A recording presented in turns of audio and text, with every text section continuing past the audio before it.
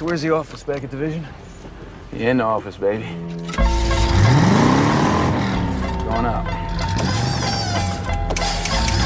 What's up, everybody? We are back again to do another film location review. Is that what it would be called? This movie's so near and dear to my heart, man. I was gonna say, for this one, Uriel's probably gonna be telling you about 80-90% of this movie because Uriel fucking loves this movie, which is Training Day with Denzel Washington and Ethan Hawke. Yep. This house right here is, well, I'll let him take it away. Right here, this street, Darwin, is where Alonzo pulls up in his badass Monte Carlo, the black one with the hydraulics. And it's right after he murdered his friend Roger to get the $1 million to pay off the Russian mafia. He takes Jake here to Smiley's house. He's the essay in the movie Hillside 13 gang that is gonna be paid to murder Jake because he refuses to take the money because he's a good cop. Alonzo pulls up that sick ass Monte Carlo. He pulls it up, yeah, like right in front of this thing. He just pulls out some knickknacks out of his car, basically trying to fool Jake into thinking he's doing some honest cop work. Of course he isn't.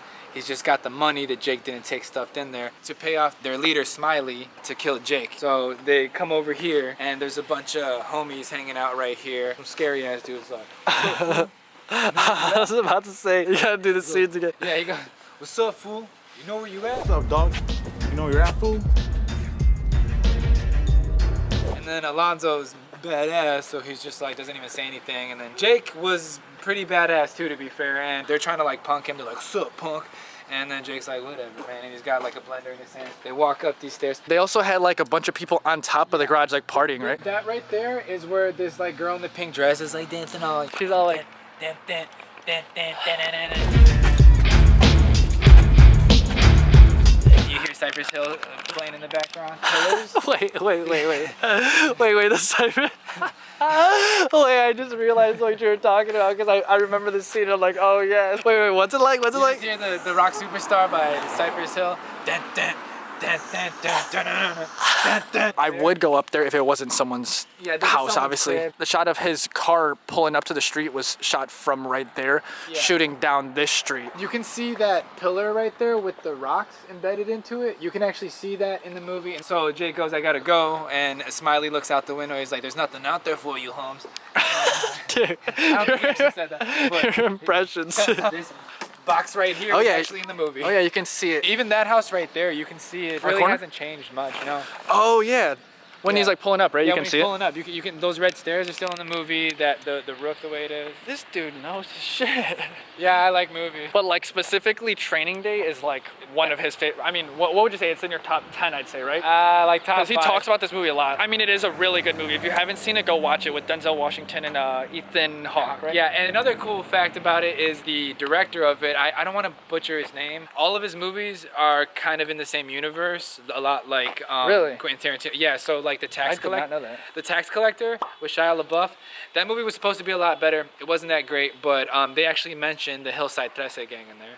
Really? Yeah. Oh, and in Harsh Times. Yeah, all the movies that he makes, they're all in the same universe. That's crazy. Yeah. All right.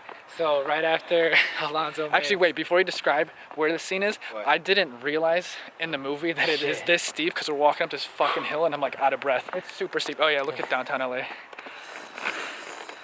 Coincidentally, it's raining a lot today, and in the movie, it was raining an awful lot in there too, like throughout. Yeah, this was kind of like the weather in the scene. Yeah, so there's 2 scenes filmed here. First one's right after Alonzo makes Jake smoke that angel dust.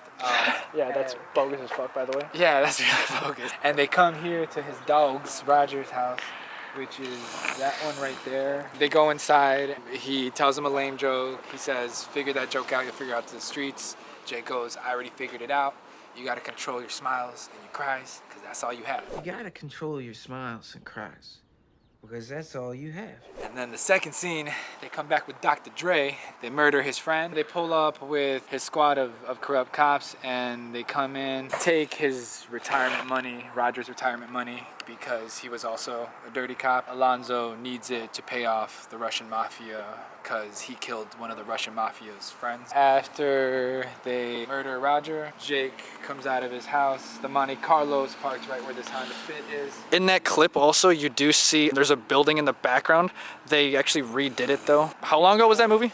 Yeah, you see that pole actually in the background I too. think it was 2001, I believe. Yeah, And, that building looked completely different, but you can tell kind of from this angle that it's Yeah. the same. Jake gets into the Monte Carlo right here, And Alonzo one last time tries to get him to take part of the money that they stole from Roger, because, you know, then he would be admissible for the crime. But Jake's an honest cop. He's like, no, F you guys, F this whole squad, I want to be a good cop. And then that's when he calls up Smiley and he's like, yo, Smiley, get that bathtub ready, son. And then that's where they transition to the place that we were just at. Yeah, exactly. All right, so now for this scene where we're at, right here is where Denzel Washington walks across the street. He's walking across and this is pretty much the angle, but in the movie, this building actually wasn't there, so you can see that building a lot more clearly. He walks over and his Monte Carlo is parked. And this is where you get the first shot of the Monte Carlo.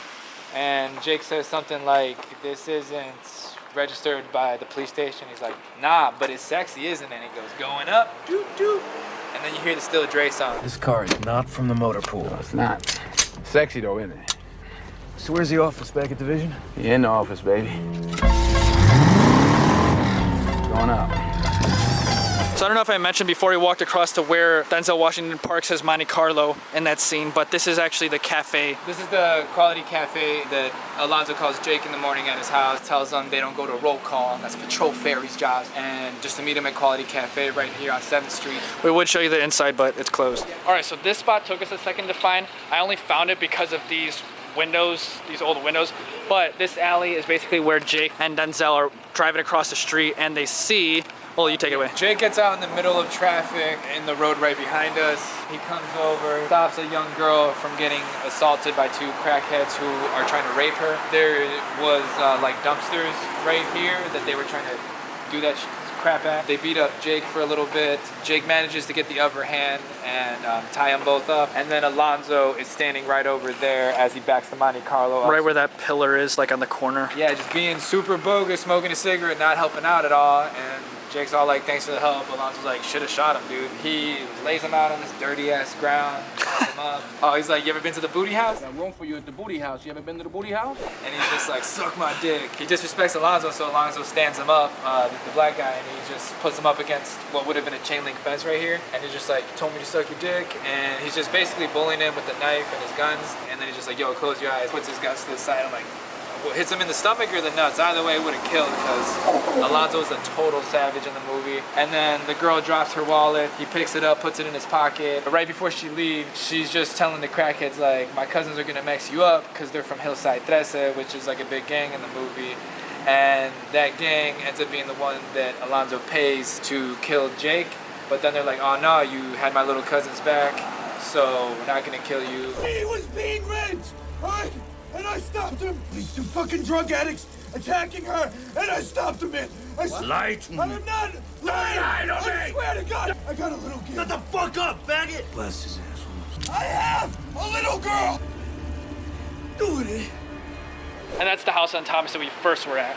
Yeah, ultimately they don't kill him because he had one of their own's back. That leads Jake to go to the jungle to go get Alonzo's punk ass, and that's where we're headed. In the movie, and just throughout the history of Los Angeles, they called this the jungle. In the movie, they say it's the jungle because it's where a lot of murder investigations and bloods live. They actually call it that because of the lush gardening you can see right here and right there, and like there's like orange trees and stuff. For this spot, I just need to mention before Uriel takes it away again, because I know he wants to say like 80 million things, but this is the one iconic spot that everybody knows where Denzel Washington was standing right about probably here. And he's like, King Kong ain't got shit on me. Cause I'ma burn this motherfucker down. King Kong ain't got shit on me.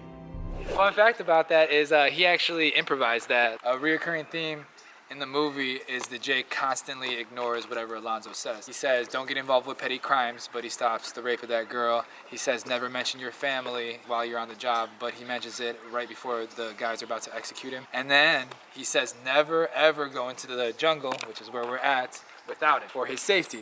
But at the end, he goes into the jungle. When they first come in together, he pulls in, he's like, what's this place? He's like, it's the jungle, right? And he's like, yeah, they say never to come in with anything less than a platoon because it's so dangerous, you know? You see a bunch of what they call damus in the movie. I mean, they actually, Bloods call themselves that out of respect. They come up to this fence. The leaders of the gang are hanging out. Terry Crews. Oh yeah, he's standing like right there. Yeah, he's like, dude, Terry Crews is so jacked. It still actually looks the same as in the movie. Yeah, it looks exactly Wow. the same. The dude that's flipping pigeons is Terry Crews, right? Yeah, it is Terry Crews. There was some inconsistencies in the movie, but Alonzo had his Monte Carlo parked right about where that black Kia is. Jake somehow jumps on top of it, like as if he jumped off a building, but he would have died because the only building is like over there and nobody can make that leap, man. I don't care if you're Jordan. Alonzo crashes the car trying to get Jake off of it, and then he knocks himself out on accident. Jake gets off of the hood. It's so funny. He's just like, so like the Monte Carlo's like this, and like Jake gets up and he just starts socking him to the driver's seat, and then he drags him out, and then that's when all the Damus come out. Alonzo thinks they're gonna have his back. He's like, hey, first Damu to put a bull in his head, make you a rich man. He's just like, come on now, you know, who wanna get paid? And he's been treating him so unfairly that the leader, who is also in the tax collector, he comes up with a revolver and he just puts it on the ground. He's like, got us twisted, homie. You put in your own work around here. That happens literally like right there where you're standing, right? Yeah. Alonzo's about to pick the gun up. After he lights a cigarette, Alonzo's about to pick it up, and then Jake's like, don't do it, and then he shoots him in the ass. And he's like, son of a bitch. Oh, yeah. Isn't that the part where he's like, you motherfucker? Dude, like, he goes, you motherfucker, son of a bitch, you shot me in the ass. Yo, I love that scene, because the way he says that just always cracks me up. No, he's like holding his ass, dude, he's like, they you made motherfucker. They made so many memes after that, too, because, like, immediately after that, Alonzo finally realizes that he's serious, like, Jake's serious, and he's not fucking around. He goes, okay, wait. And like everybody makes memes of that. The leader of the blood gang or whatever from the jungle, he picks up the revolver and he goes, get up out of here, homie, bounce. Jake, go ahead and bounce, homie. Get up out of here. We got your back. And then Alonzo says like the craziest diss I've ever heard. And that part in the movie also is like just so fucking, I'm like, yo, I like this movie a lot. That's the part that got me to love the movie, because they were just like, yo, we got you. And then Alonzo was like, oh no you didn't, you disloyal, fool-ass, bitch-made punk. And when I first saw that, I was like, damn, that's a mouthful, dude. I'm surprised you thought of all that in one take, man, damn. These buildings, I think they're a different color now, but the stones on them, this architecture or whatever, it's exactly the same as it was in the movie. It looks almost the same, but yeah, that's where that all went down. The King Kong ain't got shit on me. Nah, that didn't happen, but I feel like in my mind that's like what happened. Let me know if you guys want to see any other movie filming locations in Los Angeles. Like, comment, subscribe. Trying to grow the channel. Other than that, King Kong ain't got shit on me. Si te preguntas si me has dejado de gustar